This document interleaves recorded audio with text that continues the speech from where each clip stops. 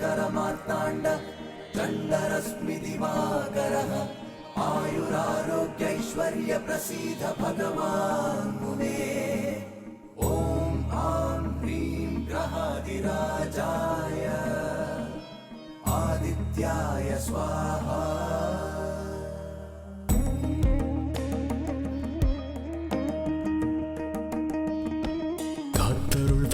சூரியனே வாழ்க்கை பயணத்தின் சாரதியே மனதின் இருளை நீக்கும் ஆதித்யனே புது வெளிச்சம் காட்டும் என் இறைவனே இந்த உலகம் ஓர் மாயை அதன் இயக்கம்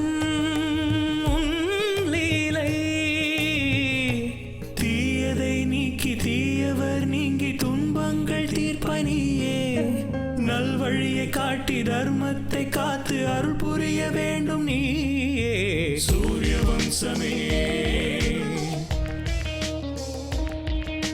சூரிய வம்சமே சூரிய வம்சமே சூரிய வம்சமே அன்பும் பாசமும் சூழ்ந்த ஊர் கிராமம் உந்தந்தானம் கோமகளும்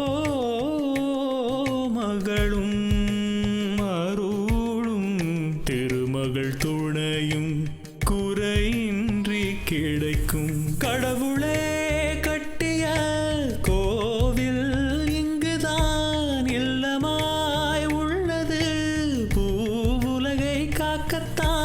இன்பமும் கூட துன்பமும் சேர்ந்து தொடருமே இந்த பந்தம் ஏழேழு ஜென்மம் நம் வாழ்வில் என்றும் ஒளி வீசும் பேரின்பம் சூரிய வம்சமே சூரிய வம்சமே சூரிய வம்சமே சூரிய வம்சமே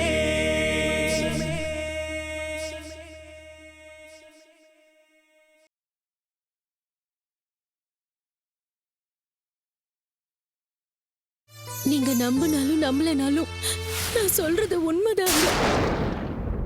நான் யார்கிட்டயும் எதுவும் சொல்லவும் மாட்டேன். இந்த ஒரு வார்த்தையை நீங்க நம்புங்க. உங்க மனசுல எனக்கு இடம் இல்லைனாலும் கூட எனக்கு அவ்வளவுதான் அதிர்ஷ்டம்னு வாழ்ந்துக்கிறேன். இந்த வீட்டுல என்ன ஒரு வேலைக்காரியாவது பாருங்க போதும். உங்களை கையெடுத்து கும்பிடுறேன். இது தவிர உங்ககிட்ட இருந்து நான் எதையும் எதிர்பார்க்க மாட்டேன்.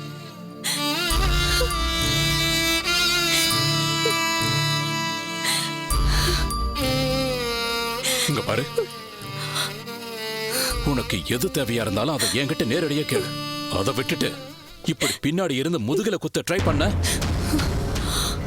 உன்னை ஊருக்கு அனுப்பி வச்சிடுவேன். வச்சா குடுமி, சிறைச்சா மொட்டை. இந்த மாதிரி டிராமாலாம் எனக்கு பிடிக்காது.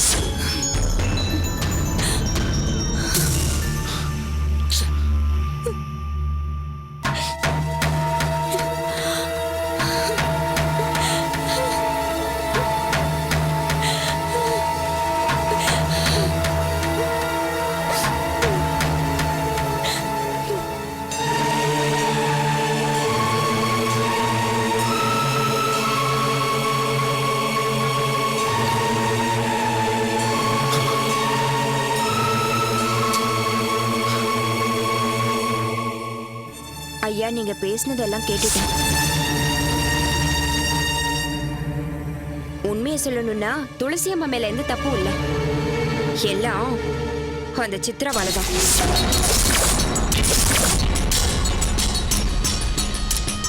உங்ககிட்ட பேசவே பயப்படுற துளசி அம்மா இதெல்லாம் எப்படி அவங்க பண்ணுவாங்க? கொஞ்சம் நீங்களே யோசிச்சு பாருங்க.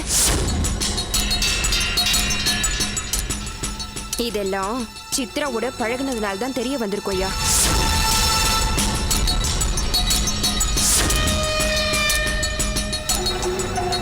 இங்க பாரு காஞ்சனா, மறுபடியும் அந்த சித்ரா அந்த வீட்டு வாசப்படியை மிதிக்க கூடாது. அப்படி வந்தா நீ இந்த வீட்டு விட்டு வெளியே போக வேண்டியதான். ஒருவேளை உன்னையும் மீறி வந்தானா என்கிட்ட சொல்லு, நான் அவளை பாத்துக்கிறேன். அஜய் ஐயா, நீங்க இப்ப கோவத்துல இருக்கீங்க. சித்ராவை இங்க வராம தடுத்துடலாம். ஆனா துளசி அம்மாவும் சித்ராவும் சந்திக்கிறத தடுக்க முடியாதே. இப்பவும் பார்த்துட்டு தான் வந்திருக்காங்க. துளசி அம்மா வீட்டு பொருள் வாங்க கடைக்கு போலான்னு கூப்பிட்டாங்க. எனக்கு ரொம்ப தலைவலியா இருக்கு, சாயங்காலமா நானே போய் வாங்கிட்டு வரேன்னு சொன்னேன். முடியாது, நானே போறேன்னு சொன்னாங்க. அஜய் ஐயா திட்டுவாருன்னு கூட சொன்னேன். நான் அஜய் ஐயா கிட்ட பேசிக்கிறேன்னு சொல்லிட்டு துளசி அம்மா தனியாவே போனாங்க. ஆனா சித்ராவோட சேர்ந்துதான் வீட்டுக்கே வந்தாங்க.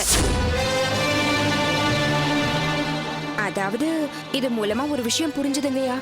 துளசி அம்மா சித்ராவை பார்க்க தான் போயிருக்காங்க. இப்படி வேணா யோசிச்சு பாருங்க. அதே டைம்ல துளசி அம்மாவும் சித்ராவும் மார்க்கெட்ல பாக்குறது என்ன, 2 பேரும் சேர்ந்து வீட்டுக்கு வர்றது என்ன? இதெல்லாம் அப்படியே சினிமால பாக்குற மாதிரியே இருக்குல்ல.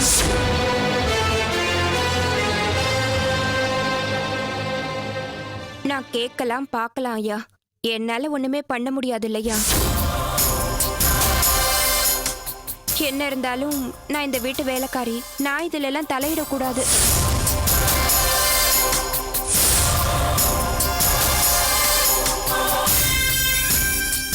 இப்ப கூட நான் எதுக்கு சொல்றேன்னா, சித்ராவால துளசி அம்மா இன்னைக்கு போய் சொல்லிருக்காங்க. நாளைக்கு எதிர்த்து பேசுவாங்க. அதுக்குதான் நீங்க கொஞ்சம் ஜாக்கிரதையா இருங்கன்னு சொல்றேன் ஐயா. சொன்னது போதும். எனக்கு என்ன செய்யணும்னு தெரியும். உன்னை வீட்டு வேலை செய்ய மட்டும் இல்ல, இந்த வீட்டு நல்லது கெட்டதையும் பார்க்கதான் எங்க அம்மா எங்க கூட உன்னை அனுப்பி வச்சாங்க. இன்னொரு தடவை சித்ரா அங்க வந்தான்னா நான் சொன்னல, உன்னை வேலையை விட்டு அனுப்பிடு.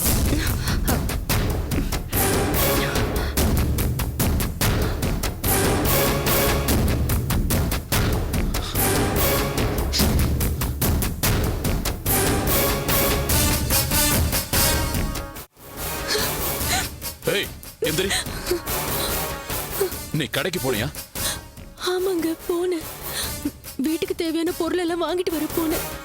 காஞ்சனாவையா நீ கூட்டிட்டு போல? அவ வரமாட்டேன்னு சொன்னாளா? அவ வரமாட்டேன்னு சொல்லலங்க, ஆனா தலைவலியா இருக்கு, அப்புறமா போலான்னு சொன்னா. அவ அப்புறம் போலான்னு தான் உன்கிட்ட சொன்னா, அப்புறம் எதுக்கு நீ தனியா போன? இதுல என்ன தப்பு இருக்குங்க?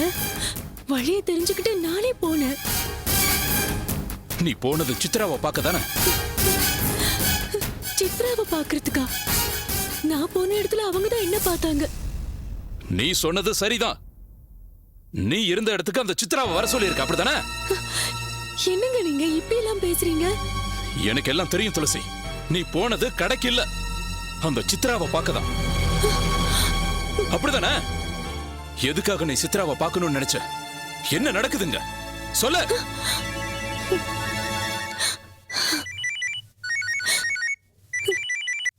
ஹலோ ஹலோ அஜய், என்ன?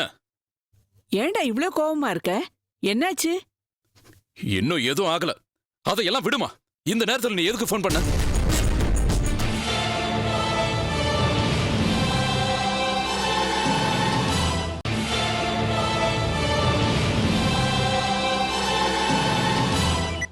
ஹலோ ஹலோ அஜய், என்ன? ஏன்டா இவ்ளோ கோவமா இருக்க? என்னாச்சு? இன்னும் எதுவும் ஆகல, அதையெல்லாம் விடுமா. இந்த நேரத்தில் நீ எதுக்கு ஃபோன் பண்ண? நிம்மதியா இருந்த என்ன கல்யாணம்னு பிரச்சனை பண்ணி கல்யாணம் பண்ணி வச்சீங்க. மன நிம்மதியே இல்லாம பண்ணிட்டீங்க. அஜய், இப்போ உன் கல்யாணத்துக்கும் இந்த கோபத்துக்கும் என்னடா சம்பந்தம் இருக்கு? அப்படி என்னடா நடந்தது? என்ன விஷயம் சொல்லு. தேவையில்லாம எதுக்கா அப்ப கோவப்படுற? என்ன சொல்லணுமா? சொன்னவனால என்ன செய்ய முடியும்? இது ஏன் லைஃப், எப்படி இருக்கணும், என்ன பண்ணணும்னு எனக்கு தெரியும்.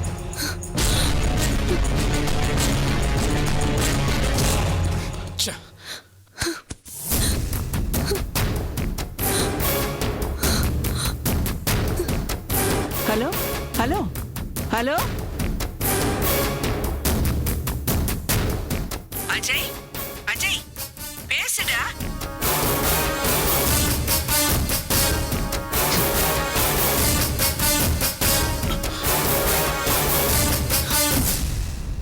அத்தை, ஹலோ, அம்மா துளசி,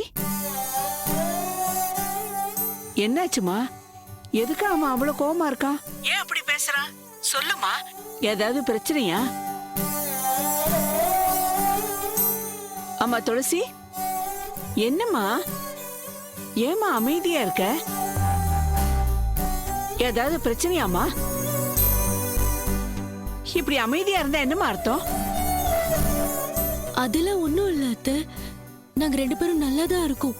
உண்மையை சொல்லு துளசி. அத்தை, அது என்னன்னா அவர் ஆபீஸ் வேலையில ஒரு சின்ன பிரச்சனை வந்திருக்கு. அதனால ரொம்ப கோவமா இருக்காரு அத்தை. அதானே தவிர வேற ஒண்ணும் இல்ல அத்தை. அவன் தொழில் விஷயத்துல எப்பவும் அப்படி இருக்க மாட்டானே. அப்படியே கோவமா இருந்தாலும் அத வீட்டுல யார் மேலேயும் காட்ட மாட்டான். என்னவோமா நீ சொல்றத என்னால நம்பவே முடியல. நீ என்கிட்ட ஏதோ மறைக்கிற. அட என்ன அத்தை நீங்க? நான் உண்மைதான் சொல்றேன். நான் என்னைக்காவது உங்ககிட்ட எதையாவது மறைச்சிருக்கேனா? அவர் என்ன திட்டுறதெல்லாம் விட்டுட்டாரு. என்ன ரொம்ப நல்லா பாத்துக்கிறாரு.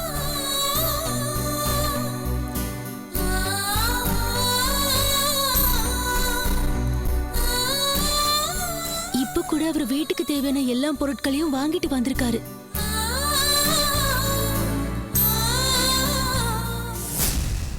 எனக்கு தேவையானதெல்லாம் வாங்கி கொடுக்கறாரு அத்தை. இதை விட சந்தோஷமா எந்த புருஷனும் பொண்டாட்டிய பாத்துக்க மாட்டான்.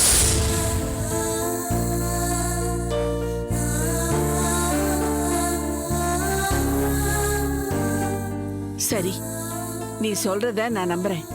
கொஞ்சம் அவன்கிட்ட போனை கொடுமா. நான் அவங்கிட்ட பேசி தைரியப்படுத்துறேன். சரிங்க அத்தை.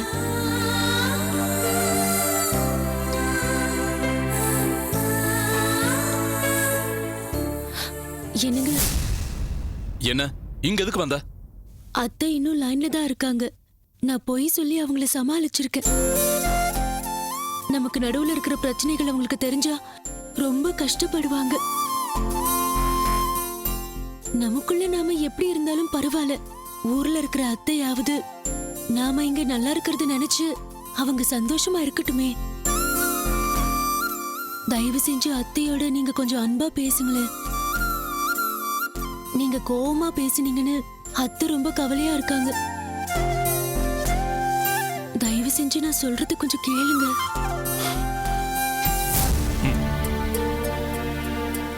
அம்மா. அஜய், எதுக்காக இப்ப கோவப்படுற? உன் வேலையில உனக்கு பிரச்சனைகள் இருக்கலாம். அந்த கோவத்தை கொண்டு வந்து நீ அவன் மேல கொட்டினா என்னப்பா அர்த்தம்? எவ்வளவு கவலைப்படுறா தெரியுமா உனக்கு? இத பாருப்பா அஜய், நீ அவகிட்ட அன்பா நடந்துகிட்டேனா வெயில்ல நடக்க வச்சாலும் அவளுக்கு ஐஸ் கட்டியில நடந்த மாதிரி இருக்கும். உனக்கு ஏதாவது பிரச்சனை வந்தா எங்கிட்ட சொல்லுப்பா. தேவையில்லாம அவ மேல கோவப்படாத. அவ உன்னை முழுசா புரிஞ்சுக்கிட்டு உன் கூட வாழ்ந்துகிட்டு இருக்கா. உன்னை பத்தி எவ்வளவு பெருமையா சொல்றா தெரியுமா? உண்மையிலேயே அவ மாதிரி ஒரு பொண்டாட்டி கிடைக்க நீ கொடுத்து வச்சிருக்கணும். வேலையில எவ்வளவு பிரச்சனைகள் இருந்தாலும் எல்லாம் சரியா போயிடும்டா. நீ தைரியமா இரு.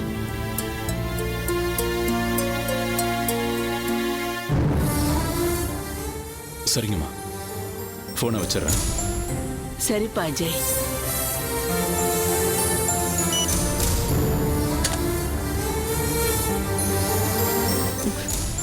கடவுளே,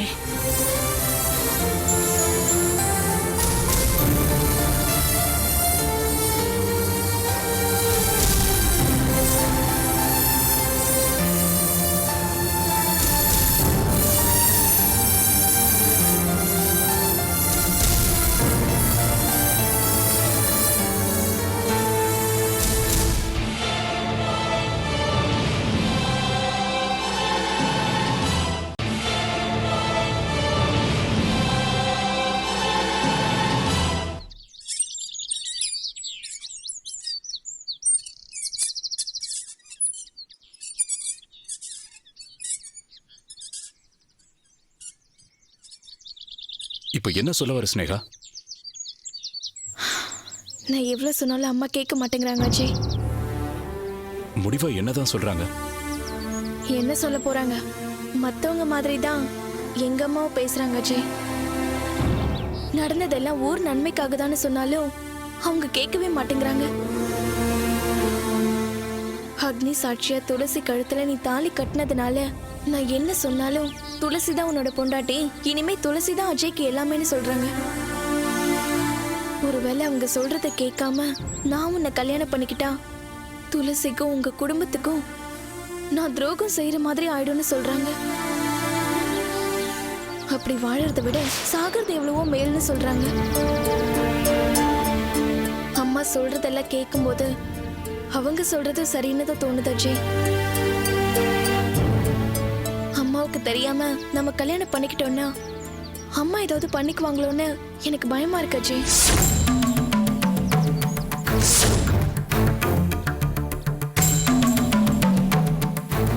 என்னால உன்னை பிரிஞ்சிருக்க முடியாது. அதே நேரத்துல உன்னை கல்யாணம் பண்ணிக்காம உன் கூடயே இருக்கவும் முடியாது. அம்மாவை விட்டுட்டு வரவும் முடியாது.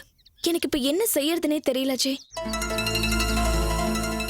ஆக்சுவலா அம்மா என்ன சொன்னாங்கன்னா, தெரியாம செஞ்ச தப்புகளுக்கே நாம இன்னும் தண்டனை அனுபவிச்சுட்டு இருக்கோம். அப்படி இருக்கிறப்ப நீயும் அஜயும் துளசியோட வாழ்க்கைக்கு துரோகம் செய்ய போறீங்களான்னு கேக்குறாங்க. அப்படி செஞ்சேன்னா இந்த உலகம் உன்னை என்ன நினைக்கும், உன்னை பெத்த என்ன நினைக்கும்னு கேக்குறாங்க.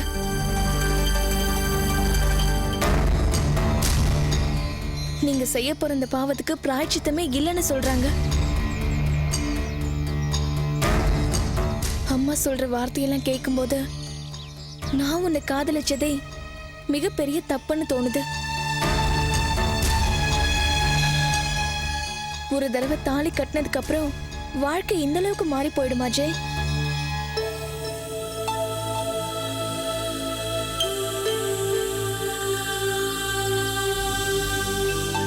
இது மட்டும் எனக்கு முதலே தெரிஞ்சிருந்தா நீ கல்யாணம் பண்ணிக்கும் போதே அதை தடுத்து நிறுத்திருப்ப. நான் ரெண்டு மனசுதான் ஒன்னா சேரணும்னு நினைச்சனே தவிர மந்திரங்கள்லாம் சொல்லி கல்யாணம் பண்ணி வச்சா அது கல்யாணம் ஆயிடும், அதுக்கப்புறம் அதை பிரிக்க முடியாத பந்தமா மாறிடும்னு நான் நினைக்கவே இல்லை. என்ன நான் எப்படி சமாதானப்படுத்துறதுன்னு எனக்கே தெரியல ஜி. ஒருவேளை அம்மா சொல்றதுதான் உண்மைன்னா நான் மறுபடியும் இன்னொரு தப்பு செய்யறதுக்கு சத்தியமா தயாரா இல்ல.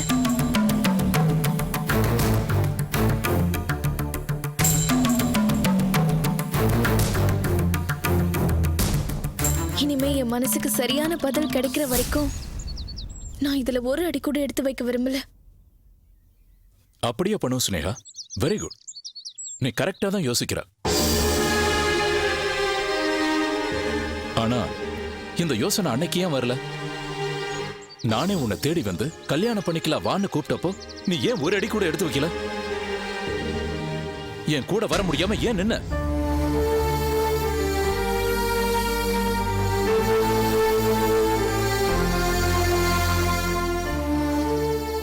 இன்னைக்கு நீ உங்க அம்மா சொல்ற பேச்ச கேட்டுக்கிட்டு கல்யாணம் வேண்டான்னு சொல்ற.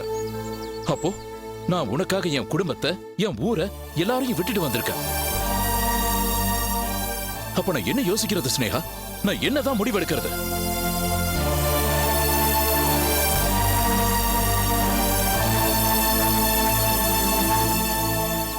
நான் கல்யாணம் பண்ணிக்கிறதுக்கு முன்னாடி கூட உன்னதான் பர்மிஷன் கேட்டேன். என்னை பத்தி நீ சுத்தமா யோசிக்க கூட இல்ல. எப்படிப்பட்ட சூழ்நிலையில் அந்த முடிவு எடுத்திருக்க? நாளைக்கு கல்யாணம் பண்ணதுக்கு அப்புறம் எத்தனை பேர் எதிர்க்க வேண்டியிருக்கும்? இத பத்தி யோசிக்காமையே கல்யாணத்தை பத்தி உங்ககிட்ட பேசிட்டு இருக்கேன்னு நினைச்சியா? இங்க பாரு ஸ்னேகா, நம்ம யாரோட பர்மிஷனும் கேட்டு காதலிக்கலாம். சோ நாம கல்யாணம் பண்ணிக்கிறதுக்கும் யாரோட பர்மிஷனும் தேவையில்லை. நம்ம லைஃப் லாங் சேர்ந்து வாழ்றதுக்கு தேவை உங்க அம்மாவோட ஆசீர்வாதம் இல்ல. நம்ம மேல நமக்கு நம்பிக்கை இருந்தா போதும். நம்ம காதல் மேல நம்ம மதிப்பு வச்சிருக்கணும். அப்படி இருந்தா நம்மளை யாராலையும் பிரிக்க முடியாது. இது என்னோட ஃபீலிங். அதுக்கப்புறம் ஓ இஷ்டம்.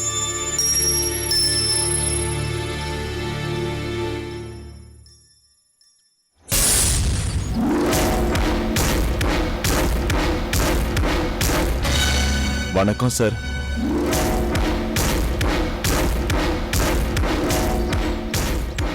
என்னோட பேரு செல்லப்பத்திங்க. உங்க பேரு அஜய் தானே?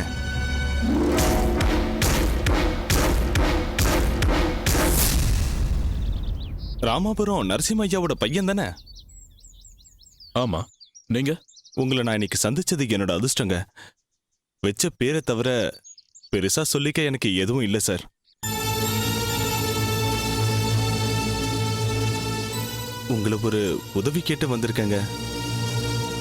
நீங்க யாருன்னு எனக்கு தெரியாது. நான் எதுக்கு உதவி செய்யணும்?